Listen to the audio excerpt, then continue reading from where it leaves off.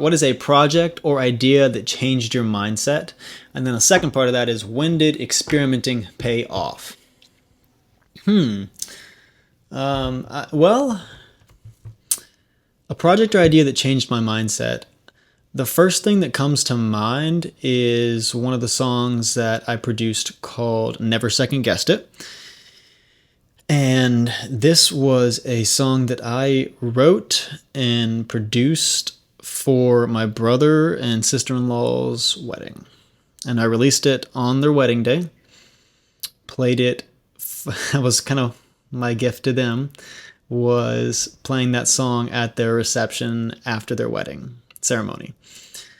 It was a really, really special moment because I kind of got up on the mic and started talking and said, "Hey, I made this for y'all. Congratulations on getting married." And then the DJ started playing it. And then one by one, the whole wedding venue started getting up and we all just started dancing to my song. It was one of the most surreal moments in my entire life. And the whole night, people were coming up to me going, "Dude, that song is really good. You made that? I love it." And even though it was nice to hear those compliments, and they truly did mean a lot, I'll never forget that moment of 200 people. I mean, not 200, 100, 125 people all singing and dancing to my song. I mean, it brought tears to my eyes. It was one of the most special things I've ever felt. And I would love to get back to that moment, but if I never do, that's okay too.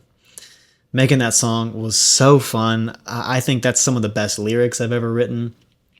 I had some help producing it with a gentleman out in Arkansas named Clay Ingold. In fact, I'll put his social media right here. Clay is a homie. Clay is awesome. He runs a little home studio. He's awesome. He is awesome. But yeah, he helped me make that. What a fun song to make, and just so special. So that's something that definitely shifted my mindset, because it showed me that I can make something and people might actually love it. They just might. You never know. You might, if you're a musician or any type of artist, you might know this, that you will notice every single little tiny thing that may be wrong with your current piece of art that you're doing. Like if I go back and listen to Never Second Guess It again, every time I hear, oh, in the first chorus, there's this one note that I missed. It's not mixed great in this one spot, you know. It does. I wish I heard the guitar more here. I wish the last 4 bars, I wish it faded out quicker. All those tiny little things. And you go back, and sometimes that's all you can hear.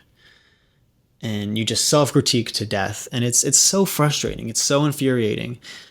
But then I go back and think about, oh yeah, at Connor's wedding night, the whole venue was dancing to my song and they loved it.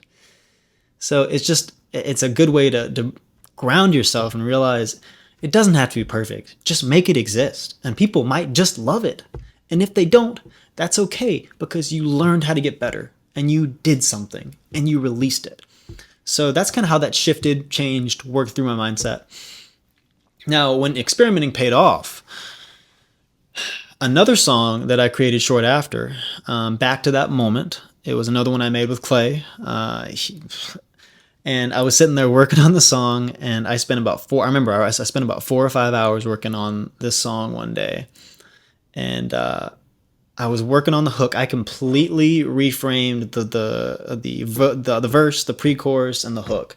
And I turned it from something that I could see good in, but I didn't really like, into something that I loved.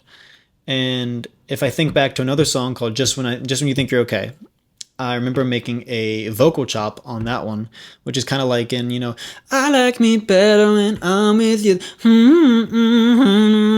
That's a vocal chop, that song by Lauv. And I did that in Just When You Think You're Okay. And then I was working on this song, Back to That Moment.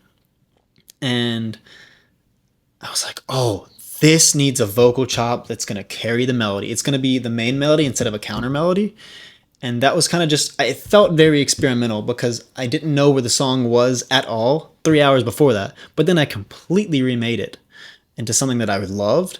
And then I added that little vocal chop, and you can hear it in the chorus. It's definitely present in the mix, and it made me go from here to here. I loved it, and it felt like a risk to do, and it felt like a thought that I didn't know if it would work, but it did, and I loved that. So that's kind of just one small example of how experimenting seemed to actually pay off, and I loved it. But yeah, Judah, thank you so much for that question. That was awesome. I enjoyed talking about that, man. Thank you. Well, would you look at that? That clip is already over. It's okay. You don't have to be sad. You can watch a full podcast right there. Click it. Click it. Click it. Click it.